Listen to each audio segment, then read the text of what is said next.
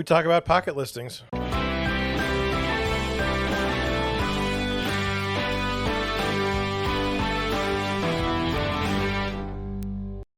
Good afternoon. So pocket listings kind of come and go as far as like people get mad about them and then they don't get mad about them. And then it's kind of a weird thing. They keep coming back. And so I saw this opinion piece written in the Miami Herald by an agent. And I wanted to go through it with you because I think that the agent has a unique perspective. And I thought it would benefit us all if we got a chance to see what that is. So I'm going to go right here. And it says, increasingly popular pocket listings are often a losing bet. Here's why. And it's by Karen Metlick. So I was like, I don't know who Karen Metlick is, but let's go take a look. So went to her website. She's got a nice, very sharp website. I mean, it's very nice. And then she's in a magazine. So, I mean, for what I know, she's an agent, right?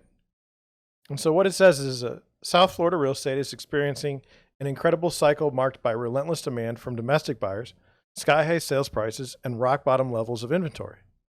In such an overheated market, I and many of my colleagues in the business of selling residential real estate have had success through the use of pocket listings, which she says is a tactic which allows an agent to quietly market a home on a one-to-one basis to individual buyers and colleagues before or without posting it on the multiple listing service. So that's her definition, and says the tactic goes by many names, such as private, off-market, whisper, or exclusive listings, but the principle is the same. I like pocket listing because that's how I first heard it, but I think whisper listing sounds pretty cool too.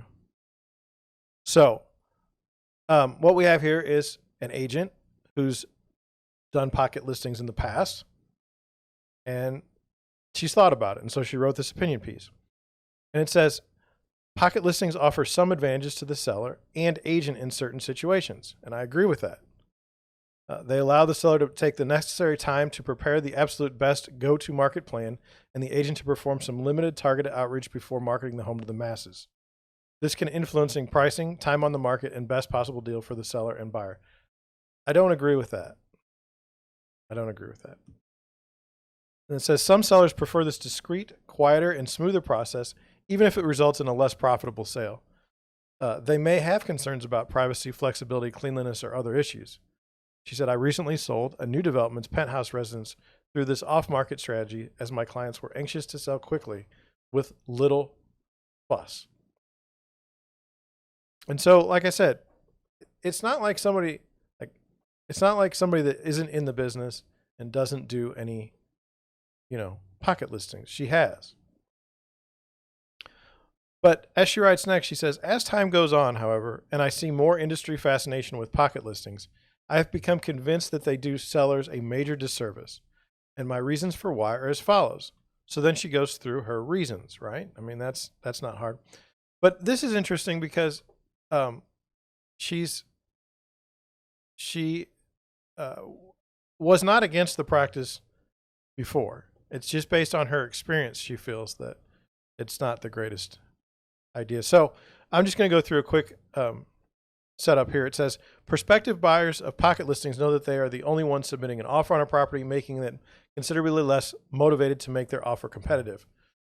And I think that's true. But I also think that if it's never on the open market, you never really know what it could go for. And she talks about a story where somebody could have sold for $200,000 more, and it didn't happen because it was a pocket listing.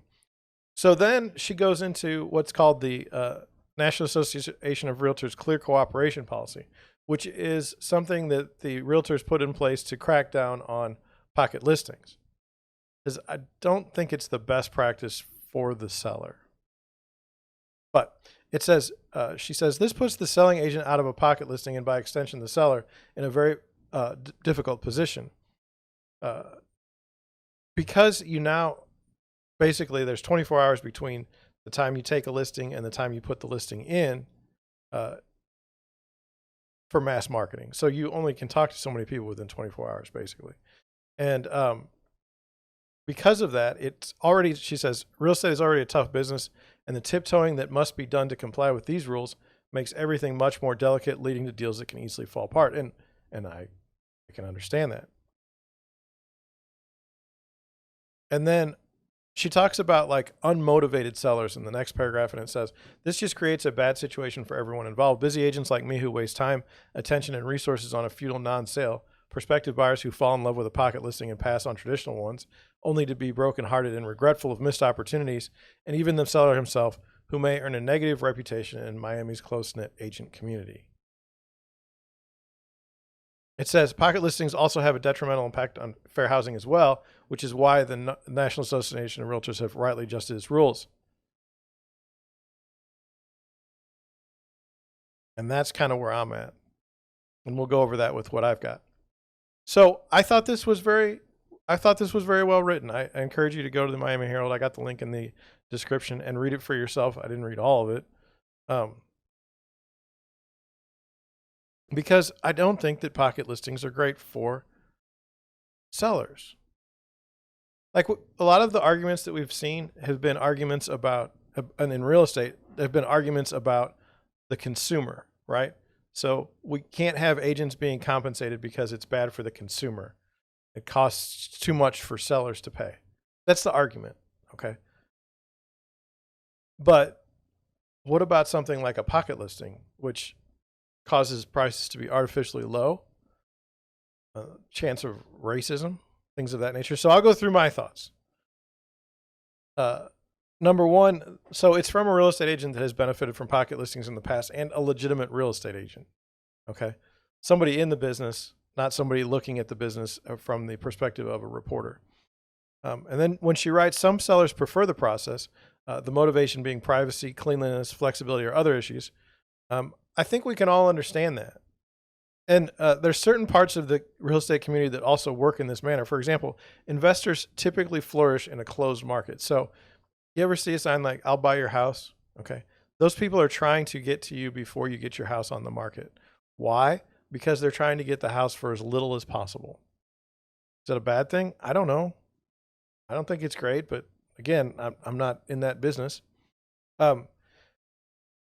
This agent, based on her experience, sees that pocket listings do a major disservice to the seller, and I do agree. I do agree with that. The biggest issue is that you're restricting the market, so buyers aren't really in competition with anyone else when they make an offer. This can lead to a market property being sold for less than market value, and I believe that. I believe the more exposure a property has, the better chance it has to sell for a good price.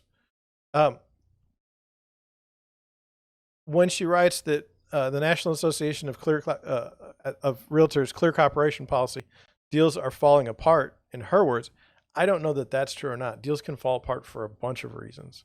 So I don't know that it's necessarily because of the difficulty in getting a property marketed within 24 hours of taking the listing.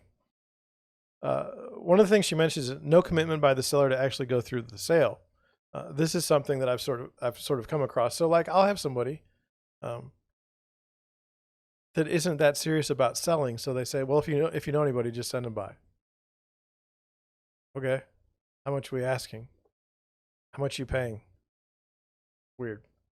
My biggest issue with pocket listings, mine, is the opportunity for elements of racism and other forms of discrimination to come into play. It comes across like this, as is, I won't sell my house to someone of color. I won't sell them if they're into this or that. It's bizarre, and I don't want to have anything to do with it. So with our traditional listing structure, it's pretty open. When we get an offer, we have to present it to the seller. If the seller has some sort of issue with the buyer, we as agents probably don't know, and so we are not complicit. Contrast that to a pocket listing, where only a few agents know about the listing at all. No one by the listing agent and the seller know what sort of discrimination. No one but the listing. Boy, I really wrote stuff wrong this morning. No one but the listing agent and the seller know what sort of discriminatory policies may be going on or practices. It's a closed market. So if somebody was to say, "Hey, don't sell the house to this person," you wouldn't know, which that's not good. I have had a few sellers call me and tell me that their house was for sale. and that I should bring my buyers. So what happens is and that's kind of weird because if it's a person that's already has their house listed, then they probably shouldn't be calling me, I would think, because that's kind of going behind your realtor. Um, and they call and they say, I should bring my buyers. But the odds of me having a buyer interested in the exact thing that the pocket listing has to offer is less than 1%. So this is when a property isn't listed and someone calls. Typically, my buyers are looking for a specific location with specific features and a specific price. And they tend to find these houses on the MLS. It's not through word of mouth. So I don't know. I mean, if you want to call me and tell me that you have a house for sale, it's not listed. I mean, it doesn't do me any good because my buyers probably aren't interested in your house anyway. We don't do pocket listings at my office on the listing side, mainly because it does a severe disservice to the seller, in my opinion. But also, we don't get famous clients or have situations where sellers require the utmost privacy. A pocket listing works best when you have an office of like 100 agents, and we only have 2. So me getting the word out is literally like sending a text.